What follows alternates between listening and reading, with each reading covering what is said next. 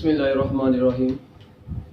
अस्सलाम वालेकुम बच्चों, मैं उम्मीद करता हूँ कि आप सब ठीक ठाक होंगे, खैरी वाफियत से होंगे।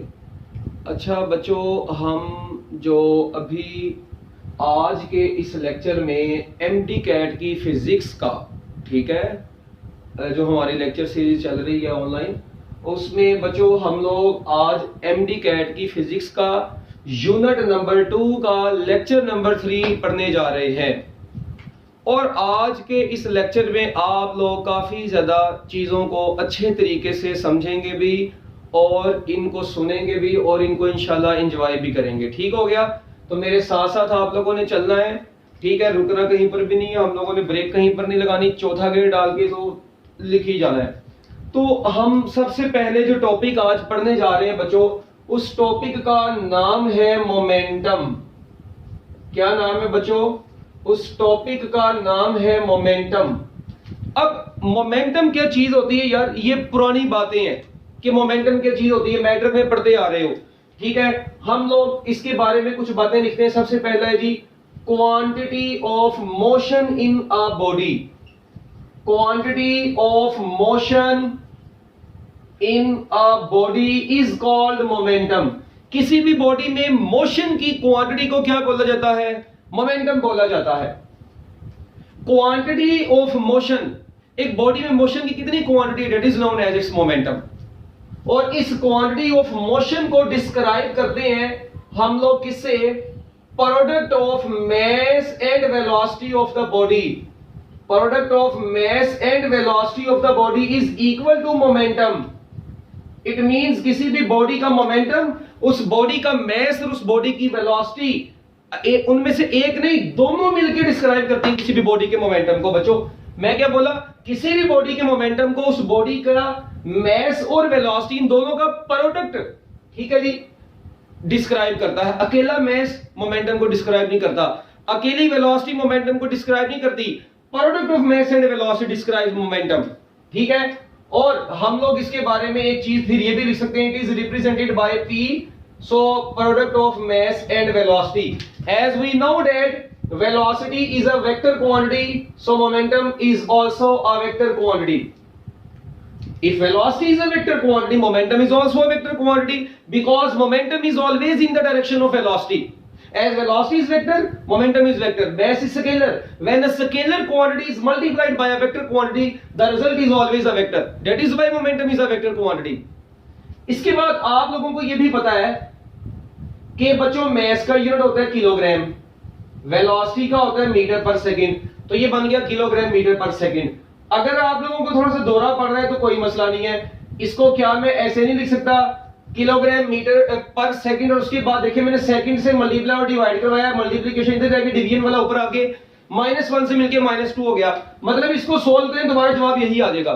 तो बच्चों इसका आंसर आ जाएगा न्यूटन सेकंड। तो याद रखना है, मोमेंटम के 2 यूनिट आप लोगों के सामने आ गए हैं। इसका एसआई यूनिट बच्चों न्यूटन सेकंड भी है और ये किलोग्राम मीटर पर सेकंड भी है।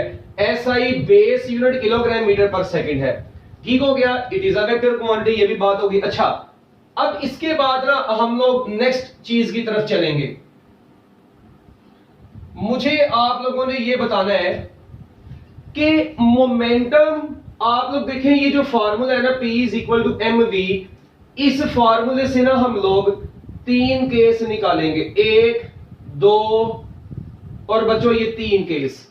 आपको पता है अगर 2 बॉडीज की बात करें और दोनों बॉडीज का मास कांस्टेंट हो जाए, अगर 2 बॉडीज की बात करें और 2 बॉडीज की वेलोसिटी कांस्टेंट हो जाए, अगर 2 बॉडीज की बात करें और उनका मोमेंटम कांस्टेंट हो जाए, तो चलो भी बच्चों मुझे ये बताओ, अगर 2 बॉडीज का मास कांस्टेंट होगा तो मोमेंटम का v के साथ डायरेक्ट रिलेशन, अगर v कांस्टेंट हो जाएगी मोमेंटम का मास के साथ डायरेक्ट रिलेशन, अगर मोमेंटम कांस्टेंट हो जाएगा तो मास का वेलोसिटी के साथ इनवर्स रिलेशन हो जाएगा। ये 3 चीजें जरा पहले नोट कर ले, हरी अप जल्दी जरा मिनट लगा के इसको नोट करें।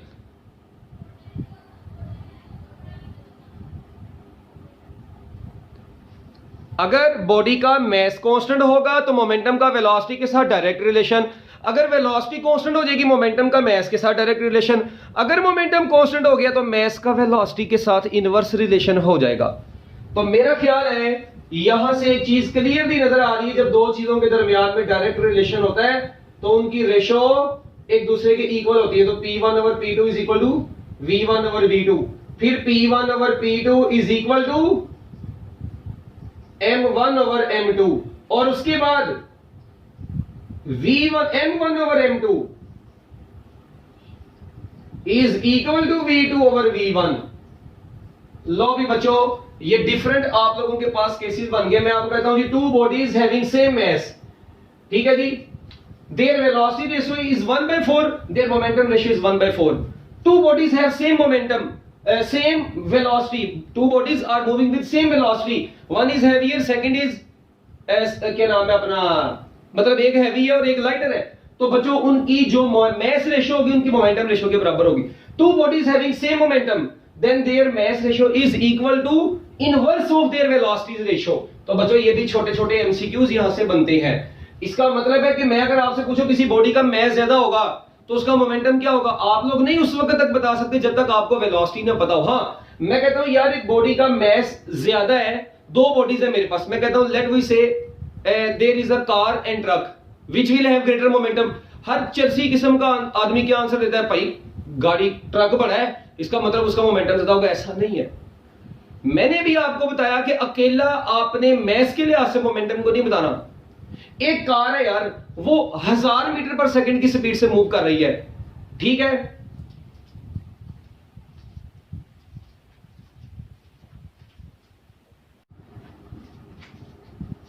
ये देखें, मैं आपको कहता हूं यार मेरे पास ना एक कार है, उसका मास है 10 kg और वो मूव कर रही है 1000 किलो अपना 1000 मीटर पर सेकंड की वेलोसिटी के साथ, ठीक है।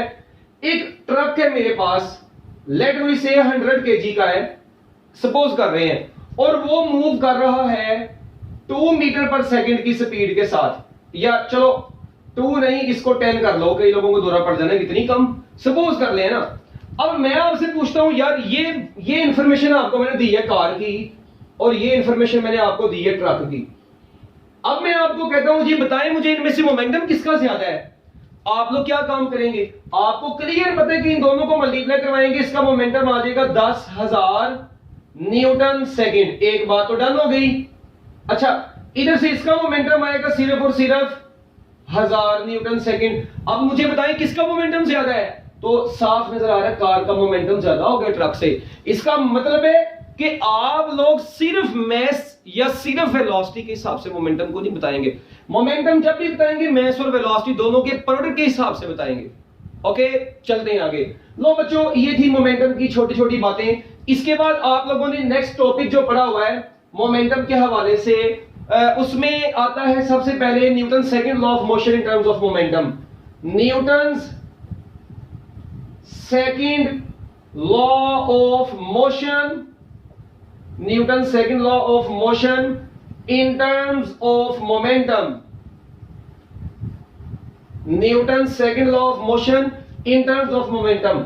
अच्छा, अब ना इसमें आप लोगों को जो बेसिक चीजें पता होनी चाहिए वो क्या, देखें सेकंड लॉ आपका जो था मुझे ये बताएं वो क्या था, F is equal to ma, सबको पता है। अच्छा, अब आपको ये पता है इधर a की जगह पर क्या आ जाएगा, vf minus vi over t भी आ सकता है। तो बच्चों ये क्या बन जाएगा, mvf ओवर t, या ऐसे लिख रहे mvf, m को मल्टीप्लाई करवा दें minus mvi divided by t, तो ऊपर बन जाएगा फाइनल मोमेंटम, नीचे बन जाएगा initial momentum divided by t, तो ये बन जाएगा change in momentum per unit time. So time rate of change of momentum is equal to क्या आ रहा है, फोर्स आ रहा है। अब आपको पता है फोर्स एक वेक्टर क्वांटिटी, इधर भी वेक्टर, इधर भी वेक्टर, इधर भी वेक्टर, इन तमाम के ऊपर वेक्टर आ सकता है ना, तो इसका मतलब time rate of change of momentum is equal to applied force. तो Newton second law of motion in terms of momentum क्या बन गया फिर बच्चों, ये बन गया कि F is equal to delta P over T, इसे बोल देंगे time rate of change of momentum, time rate of change of momentum is equal to applied force. So बच्चों याद रखना है आप लोगों ने कि time rate of change of momentum को क्या बोलते हैं, अप्लाइड फोर्स की इक्वल होता है। अब मैंने एक मरतबा पेपर में एमसीक्यू देखा, बड़ा ही जबरदस्त किस्म का एमसीक्यू था। उसने पूछा हुआ था time rate of change of momentum of a freely falling body, time rate of change of momentum of a freely falling body is equal to. तो बच्चों याद रखना, अगर तो बात फ्रीली फॉलिंग की करेंगे, किसकी, तो फ्रीली फॉलिंग बॉडी की अगर बात करेंगे तो इसी फोर्स की जगह पर क्या आ जाएगा, वेट आ जाएगा। So time rate of change of momentum of a freely falling body is equal to weight and time rate of change of momentum of a body is equal to applied force. यानी अगर तो बात वो freely falling body की कर देगा, ठीक है, किसकी बात कर देगा, फ्रीली फॉलिंग बॉडी की, तो फ्रीली फॉलिंग बॉडी की में आपको पता है फोर्स वेट में कन्वर्ट होगी, तो F is equal to mg हो जाएगा, तो ये आंसर आ जाएगा, ठीक है, फ्रीली फॉलिंग बॉडी के केस में। अब यहां पर एक चीज आप लोगों ने जो और बड़ी गौर से सुननी है, अब ये था Newton second law of motion in terms of momentum. अगर आप लोग देखें F इज इक्वल टू क्या आया है बच्चों, F इज इक्वल टू आया है डेल्टा P ओवर T। और यार मुझे ये बताओ, क्या मैं इधर से डेल्टा P को F इंटू T लिख सकता हूं, लिख सकता हूं बिल्कुल। तो भाईजान ये डेल्टा P क्या है, delta P actually change in momentum है। तो बच्चों मुझे बताओ चेंज इन मोमेंटम इस वक्त किसके बराबर आया है, डेल्टा P बराबर आया है F इंटू T के। इसी चेंज इन मोमेंटम को हम लोग इंपल्स भी बोलते हैं। तो impulse is equal to delta P is equal to F into T। It means impulse के दो फार्मूलाज आपके सामने आ गए हैं। एक आ गया है mvf minus mvi which is equal to F into T, और जनरली मैं ये भी कह सकता हूं अब कि mvf minus mvi is equal to F into T।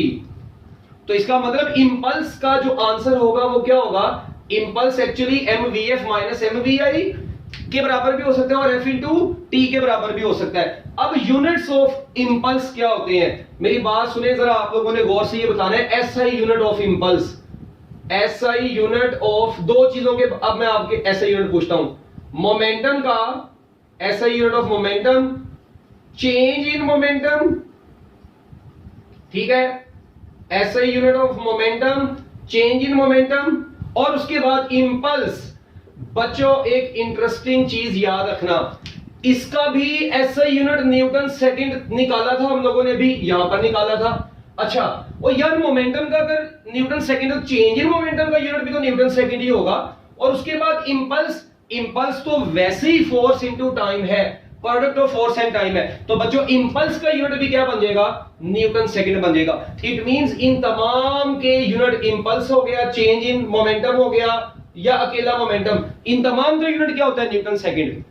मगर अगर मैं आपसे पूछूं unit of time rate of change of momentum, time rate of change of momentum, तो बच्चों अब इसका यूनिट देखिए। अब तो time rate of change of momentum की बात हो गई है, तो rate of change of change in momentum Newton second, time तो नीचे सेकंड आ गया, तो अब न्यूटन आंसर आएगा। So time rate of change of momentum is equal to Newton second, sorry Newton. So याद रखना है बच्चों कि चेंज इन मोमेंटम का यूनिट क्या होता है, न्यूटन सेकंड। उसके बाद इंपल्स का यूनिट क्या होता है, न्यूटन सेकंड। मोमेंटम का यूनिट क्या होता है, Newton second. But time rate of change of momentum का यूनिट क्या होता है बच्चों, वो अकेला न्यूटन होता है। क्यों, क्योंकि time rate of change of momentum is equal to applied force है।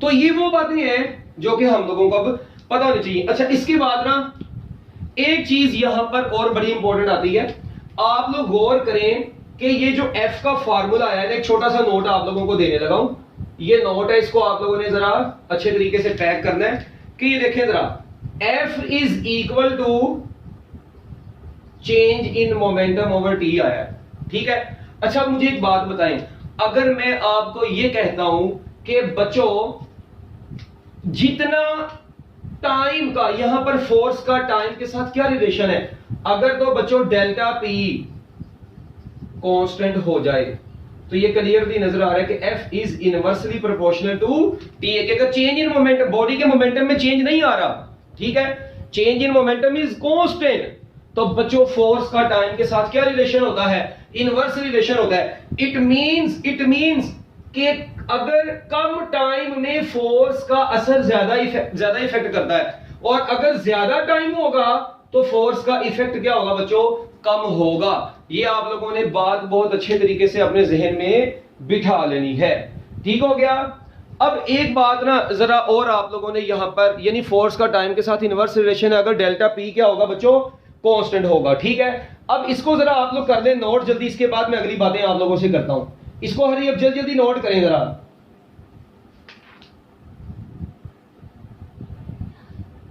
अब एक चीज यहां पर बहुत ही जो मतलब कह रहे हैं कि आप लोग इंपॉर्टेंट अभी आपके सामने आने लगी है वो, अच्छा, रिलेटिव वेलोसिटी का भी आपने कुछ कॉन्सेप्ट पढ़ा होगा।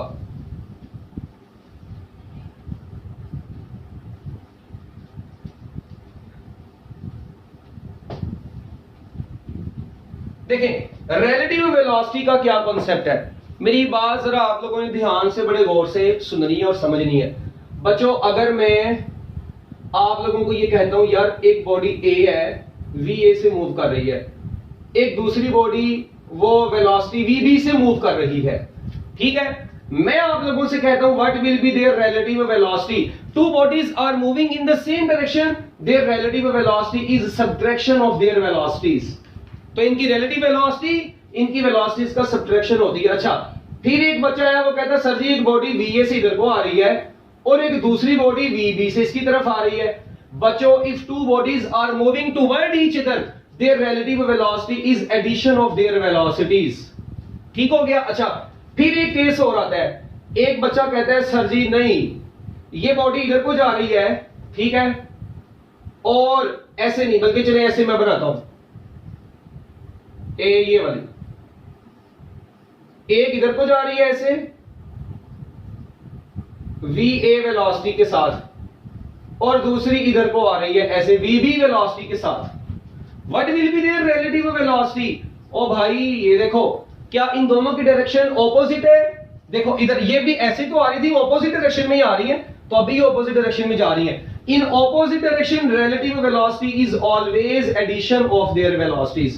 तो बच्चों याद रखना कि अगर दो बॉडीज एक दूसरे की तरफ आ रही हैं, ठीक है, या एक दूसरे से अवे जा रही है, तो उनकी रिलेटिव वेलोसिटी उनका सम ही होती है। और एक इंटरेस्टिंग चीज आपको बता दूं बच्चों, इसको बोलते हैं रिलेटिव वेलोसिटी ऑफ अप्रोच, एक दूसरे की तरफ आने वाली। और बच्चों इसको क्या बोलते हैं, एक दूसरे से सेपरेट हो रही है, सेपरेट हो रही है, इसको बोलते हैं relative velocity of separation. Separation sugar में बोल रहा हूं, परेशान ना हो जाना, सेपरेशन ऐसा लफ्ज। ठीक है, चलिए इसको जरा शाबाश नोट करें। रिलेटिव वेलोसिटी ऑफ अप्रोच और रिलेटिव वेलोसिटी ऑफ सेपरेशन, ये छोटे छोटे कॉन्सेप्ट हैं जो हमारे भी आगे जाकर इसी चैप्टर में यूज होने हैं। ठीक है, अच्छा अब और ये है सेम डायरेक्शन में जाना बॉडी। ठीक है, तो अगर दो बॉडी सेम डायरेक्शन में जा रही हो तो बच्चों याद रखना है उनकी रिलेटिव वेलोसिटी उनकी सब्ट्रैक्शन होती है। ठीक है, चलें अब अगर मैं आप लोगों को यह कहता हूं कि two bodies m1 is moving with velocity v1 and m2 is moving with velocity v2, ठीक है, ये है बिफोर कोलिजन। अच्छा, अब आफ्टर कोलिजन क्या हुआ, m1 is moving with velocity v1 prime and m2 is moving with velocity v2 prime. This is the case of before collision. This is the case of बच्चों before collision, और आपस की बात है बच्चों ये वाला केस कब का है, आफ्टर कोलिजन। अच्छा, अब कोलिजन से टक्कर से पहले और टक्कर के बाद, हाँ जी, अब मुझे ये बताएं बिफोर कोलिजन, ठीक है, two bodies are moving in the same direction, after collision both are moving in the same direction with different velocities। तो बच्चों इस केस में law of conservation of momentum क्या होता है कि change in momentum before collision m1 v1, ये total momentum of the system before collision m1 v1 plus m2 v2 is equal to m1 v1 prime plus m2 v2 prime. लो भी बच्चों ये है आपका momentum, law of conservation of momentum. तो law of conservation of momentum of the two balls when both are moving in the same direction. बच्चों ये case उस वक्त अप्लाई करना है when bodies are moving before and after collision. ये उस वक्त बच्चों यूज होगा before and after collision, direction is same. क्या ख्याल है? Direction is same. बच्चों इनकी डायरेक्शन सेम है, देखें टकराने से पहले भी सेम डायरेक्शन में, टकराने के बाद भी ये केस हो गया। अच्छा, अगर इस तरीके से कोई बात होती, मैं आपको कहता हूं यार दो बॉडीज आई हैं, एक ऐसे, एक का मैस m1 है और एक का मैस m2 है, आई, इनकी टक्कर हुई, टक्कर होने के बाद m1 v1 प्राइम से अब देखें before collision and after collision क्या हो रहा है। This is before collision. ये बच्चों कौन सा केस है? बिफोर कोलिजन का केस है। अच्छा, बिफोर कोलिजन, और बच्चों ये क्या है? After collision. अब मुझे ये बताएं बिफोर कोलिजन इनका मोमेंटम हाँ कितना होगा? आप लोग बोलेंगे m1 v1, ठीक है, minus m2 v2 is equal to m1 v1 prime minus m2 v2 prime. लो, ये रिलेटिव वेलोसिटी नहीं लिखी मैंने, ये रिलेटिव वेलोसिटी नहीं है बच्चों, ये तो law of conservation of momentum की इक्वेशन है। ये तो law of conservation of momentum की क्या है? इक्वेशन है, जो कि मैंने आप लोगों के सामने लिखी है। अब अक्सर बच्चे कहते हैं सर जी ये कैसे ऐसा हो गया। मैं आपको बताता हूं कि ये आपकी बुक में कहां पर यूज हुआ है। अक्सर बच्चों के दिमाग में आता है ये तो हमारी बुक में है ही नहीं। भाई कौन कहते तुम लोगों की किताब में नहीं है? आप लोग एक काम करें, अपनी टेक्स्ट बुक्स का, ठीक है, पेज नंबर 59, आपकी टेक्स्ट बुक्स पर पेज नंबर 59 पर एक एग्जांपल नंबर 3.3 है, ठीक है, उसमें ये केस यूज हुआ है। देखिए उसने क्या, two spherical balls are moving toward each other, ठीक है, आफ्टर कोलिजन। ये देखें two spherical balls are moving toward each other after collision, they are moving in opposite directions, ठीक है। तो भाई अब देखिए फिर इनका जो change in momentum, law of conservation of momentum की बात हो रही है, और ये रिलेटिव वेलोसिटी और कांसेप्ट था, ठीक है। ये ना तुम लोग समझो साजी दोनों एक दूसरे की तरफ आ रही हैं, अब तो प्लस आना चाहिए था। भाई वो दोनों बॉडीज की वेलोसिटीज थी, यहां पर ऐसा नहीं है। ये law of conservation of momentum पूरा डिराइव हुआ है, कंफ्यूज नहीं करना इसको इससे। तो ये इक्वेशन आप लोगों ने वैसे ही याद रखनी है, ठीक है। अच्छा अब एक बात सुने, ठीक है, अब मेरी बात सुन, देखो ना यहां पर आप लोग ऐसे ध्यान में रखें रिलेटिव वेलोसिटी इनकी सब्ट्रैक्शन में होती है, मगर law of conservation of momentum में ये प्लस में आ रही होती है, डेरिवेशन होती है इसकी पूरी। इसी तरह देखें जब अप्रोच करती है सेपरेट होती है तो रिलेटिव वेलोसिटी में प्लस आता है, मगर law of conservation of momentum में माइनस आता है। ऐसे ध्यान में रख ले दोनों के दरमियान में, ठीक है, वो इसकी पूरी डेरिवेशन है यार। तो लॉ भी बच्चों ये law of conservation of momentum था।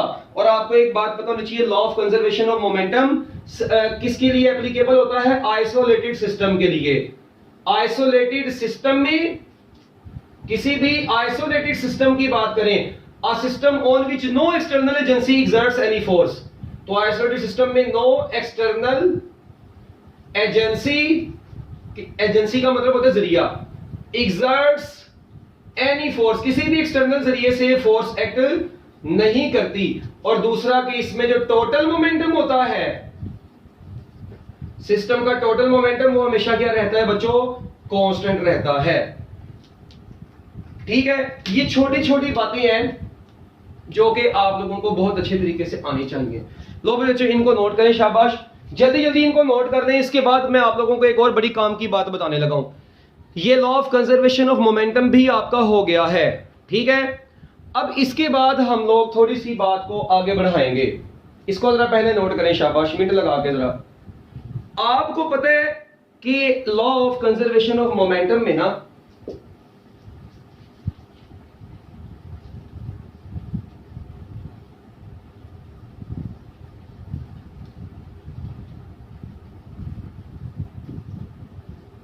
अच्छा जी, law of conservation of momentum में हम लोग अगर देखें, अब मैं आप लोगों के सामने एक छोटी सी बात करता हूं कि यार मेरे पास ना ये एक स्प्रिंग है, ठीक है।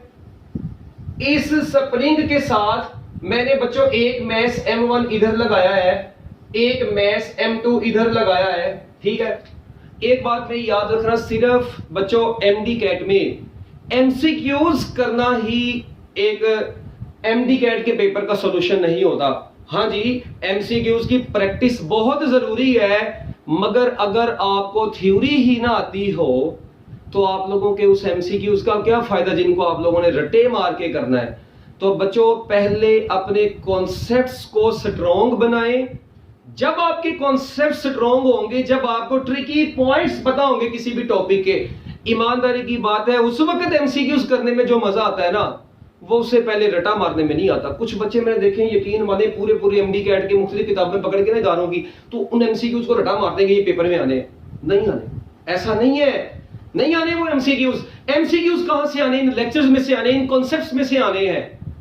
जिस बच्चे को कॉन्सेप्ट ही नहीं पता यार, अपने टेक्स्ट बुक की चीज ही नहीं पता, उसके MCQs करने का क्या फायदा है?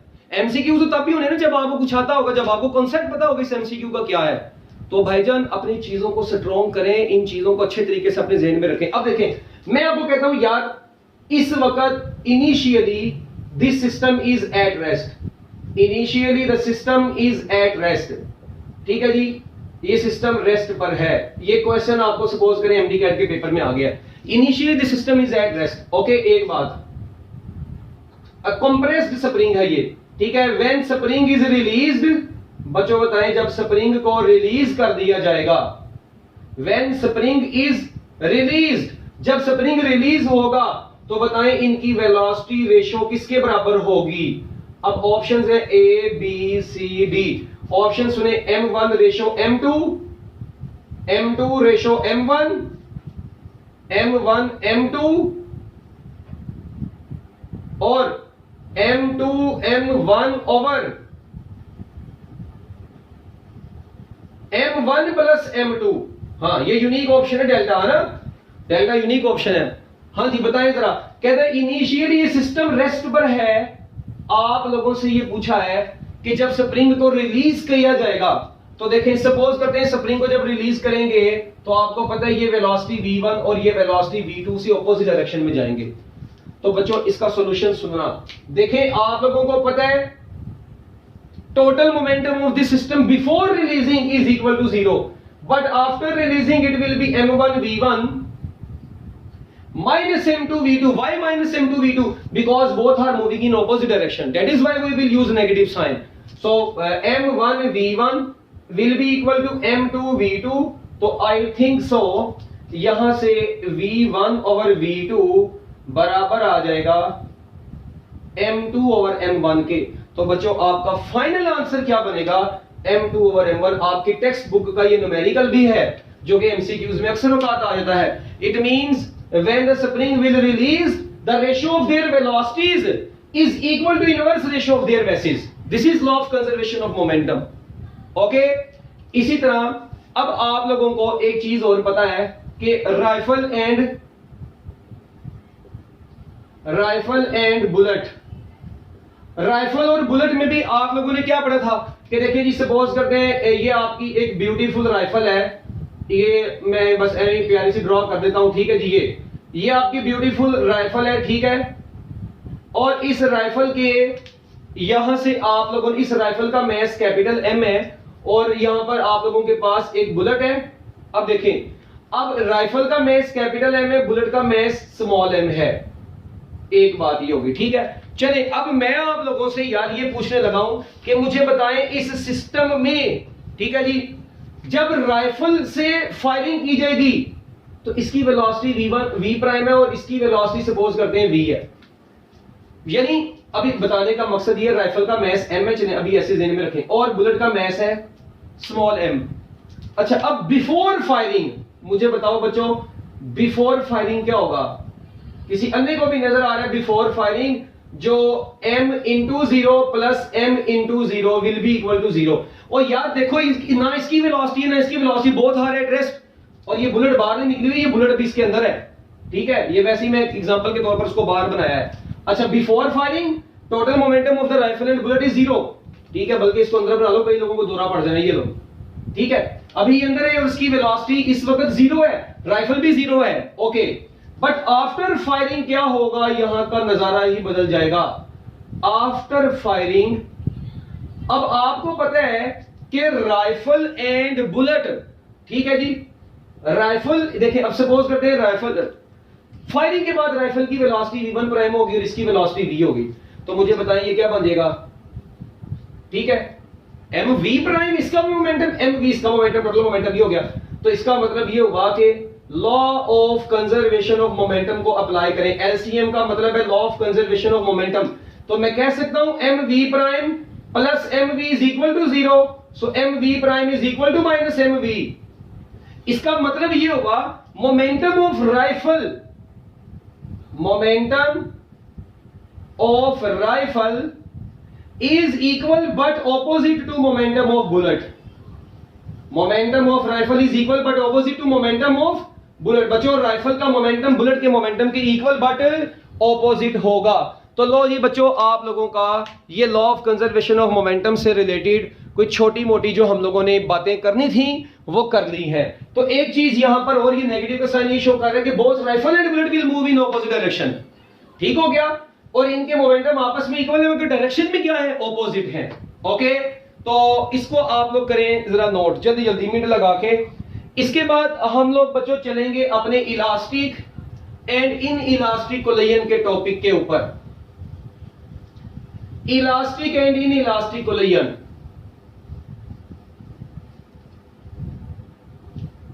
इसको जल्दी जल्दी जरा नोट कर ले मिनट लगा के।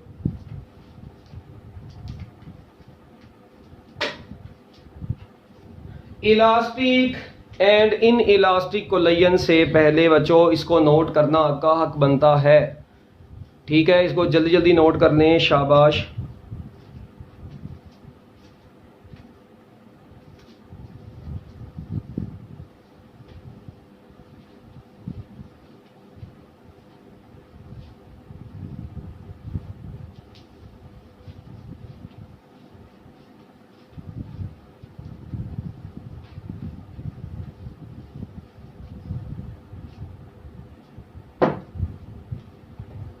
अच्छा जी, elastic and inelastic collision.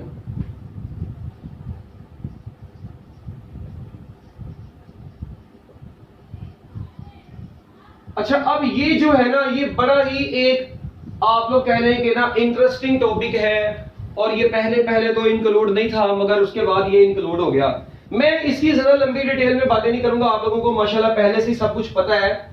यहां पर मैं लिखता हूं इलास्टिक कोलिजन, और बच्चों यहां पर मैं लिखता हूं एक इन इलास्टिक कोलिजन, ठीक है। मुझे ये बताएं, ये ऐसे इधर आप लोगों ने इधर तीन चीजों की हम लोग बात करेंगे। हम लोग बात करेंगे काइनेटिक एनर्जी की, हम लोग बात करेंगे मोमेंटम की, हम लोग बात करेंगे टोटल एनर्जी की, ठीक हो गया बच्चों। लो जी, क्योंकि हम लोग डील कर रहे हैं किससे, मोशन से डील कर रहे हैं इस चैप्टर में, तो पोटेंशियल एनर्जी का तो जिक्र भी नहीं हम लोग यहां पर अभी कर रहे हैं। अच्छा, the type of collision in which kinetic energy is constant is known as elastic collision. The type of collision in which kinetic energy is not constant is called inelastic collision. The type of collision in which total momentum is constant, elastic collision. Total momentum, ठीक है जी, ये बात हो रही है किसकी, total momentum की बात हो रही है। इधर बेशक लिख लें, कई लोगों को दोहरा पड़ जाना है। और जिसमें टोटल मोमेंटम, इसका मतलब है इसमें भी कांस्टेंट रहता है। एक चीज, ये टोटल एनर्जी दोनों में कांस्टेंट रहती है। तो बच्चों मुझे बताओ, 5 जगहों पर मैंने कांस्टेंट का लफ्ज लिखा है और एक जगह पर नॉट कांस्टेंट का लफ्ज लिखा है। It means the type of collision in which kinetic energy, total momentum, total energy remains constant is known as elastic collision. The type of collision in which kinetic energy is not constant but total energy and total momentum is constant, this type of collision is known as inelastic collision. तो बच्चों ये आपकी elastic collision और in elastic collision के बारे में कुछ MCQ थे। अब अगर मैं आप लोगों से पूछ लूं, in which type of collision kinetic energy is constant, elastic collision, in which type of collision total momentum is conserved, in both type of collision total momentum is constant, very important thing, ठीक है। और याद रखना elastic collision ये एक ideal case है, ठीक है, जबकि ये हम लोग प्रैक्टिकल लाइफ में स्टडी करते हैं। इन इलास्टिक कोलिजन हम लोग प्रैक्टिकल लाइफ में देखते हैं, कोई भी कोलिजन 100% इलास्टिक नहीं होती, ठीक है। चलिए इसको शाबाश, जल्दी जल्दी नोट करें, इस टेबल को ड्रॉ कर दें, उसके बाद हम लोग थोड़ी काम की बात भी करते हैं आगे। जल्दी कर लें जरा इसको मिनट लगा के। टोटल देखें इलास्टिक कोलिजन कौन सी है जिसमें क्या कांस्टेंट रहता है, बोलो। काइनेटिक एनर्जी कांस्टेंट रहती है, लीनियर मोमेंटम कांस्टेंट रहता है, ठीक है, टोटल एनर्जी कांस्टेंट रहती है।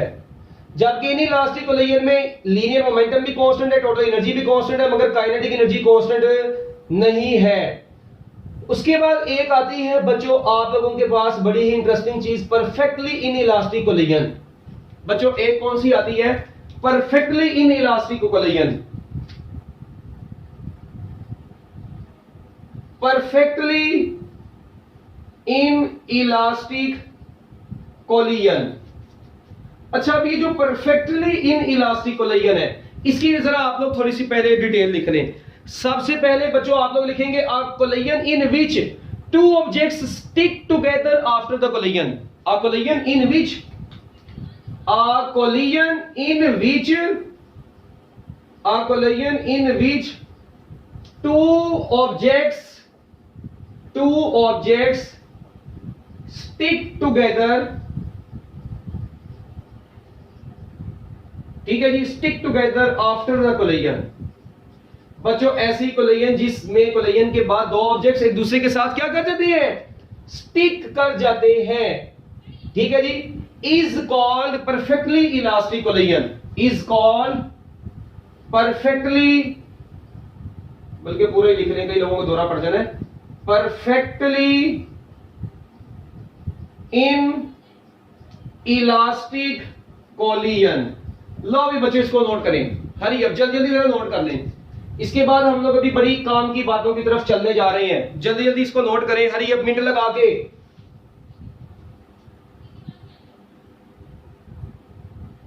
ये देखिए इधर, इसकी एक छोटी सी मैं आपको एग्जांपल दूं, आपकी टेक्स्ट बुक में भी है।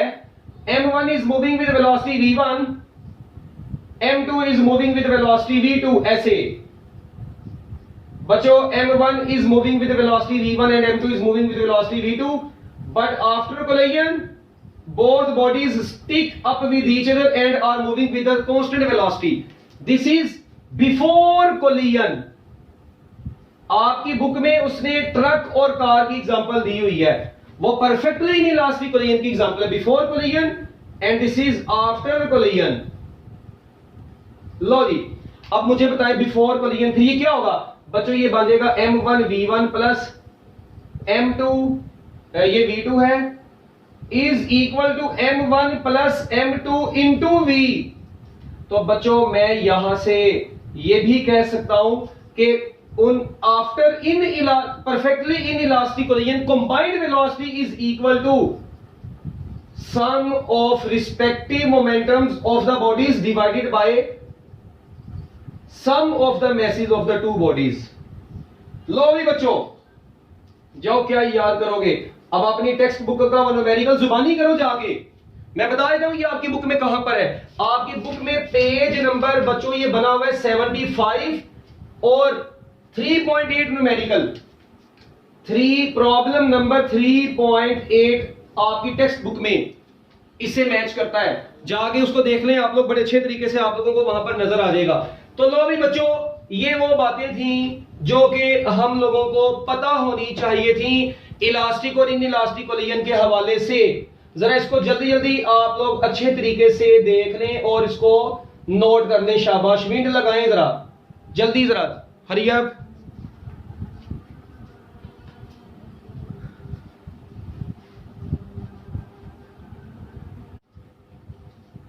अच्छा बच्चों ये देखें, इसमें ना एक चीज का और अजाफा आप लोग कर लें, ये अभी यहां तक ये तो मैंने वैसे लिख दिया, पहले ही कहा कि आप लोगों को मैं इकट्ठा समझा दूं, टाइम हमारे पास शॉर्ट था।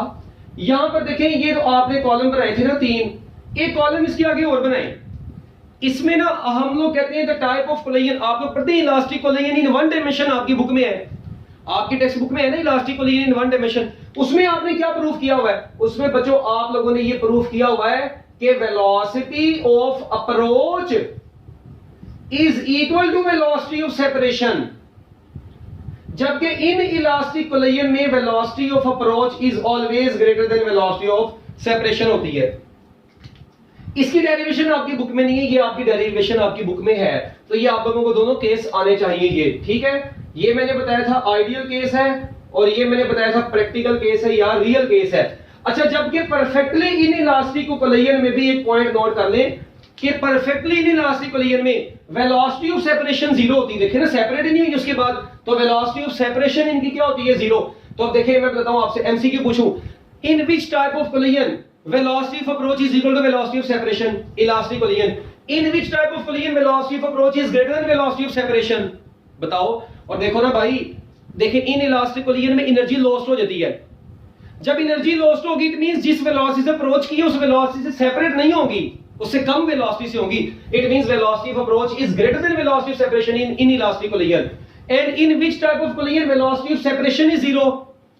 Perfectly inelastic collision. ठीक हो गया। अच्छा, उसके बाद बच्चों आपकी बुक में उसने क्या काम किया है, यहां पर ना एक बड़ी ही इंपॉर्टेंट दो फार्मूला उसने आपके सामने लिखे हुए हैं आपकी टेक्स्ट बुक में। अब ये जो दो फार्मूलाज हैं इनसे रिलेटेड उसने बाद में आगे चार केस भी बनाए, मैंने उसको एक ही टेबल में ड्रॉ कर दिया।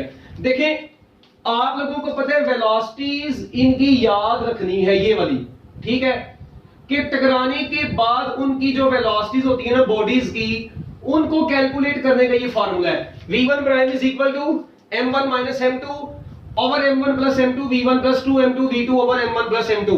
इसको आप लोग याद रखेंगे। मैंने देसी तरीका इसका याद रखा है, जो मैंने याद रखा है वो मैं आपको बता देता हूं। डिनोमिनेटर में m1 प्लस m2 आएगा, सबके डिनोमिनेटर में m1 प्लस m2 एक चीज ये हो गई, ठीक है। सबके डिनोमिनेटर में m1 प्लस m2 आएगा।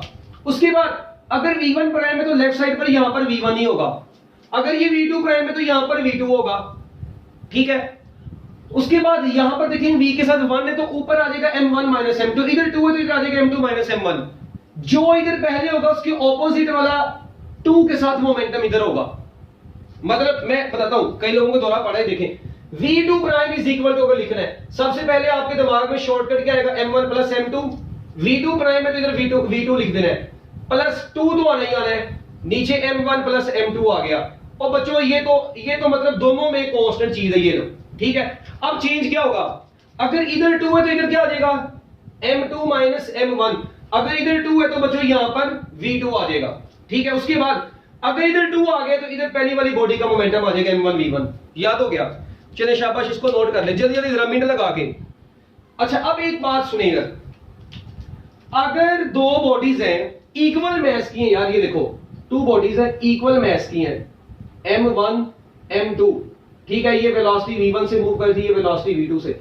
यार एक बात वैसे ही याद रख लो, when two bodies of the same mass collide with each other after collision their velocities will mutually exchange with each other, their velocities will mutually exchange। बच्चों वेलोसिटीज म्यूचुअली एक्सचेंज हो जाती हैं जब दो बॉडीज सेम मास की होती हैं, इधर भी म्यूचुअली एक्सचेंज ही होती हैं। तो पहले दो केसेस में वेलोसिटीज म्यूचुअली एक्सचेंज होती हैं। When two balls of the same mass collide with each other, their velocities will mutually exchange with each other। तो ये देखें, अगर m1 v1 से मूव करता है m2 v2 से, टकराने के बाद m2 की वेलोसिटी कितनी हो जाएगी v1, और v1 की कितनी हो जाएगी v2।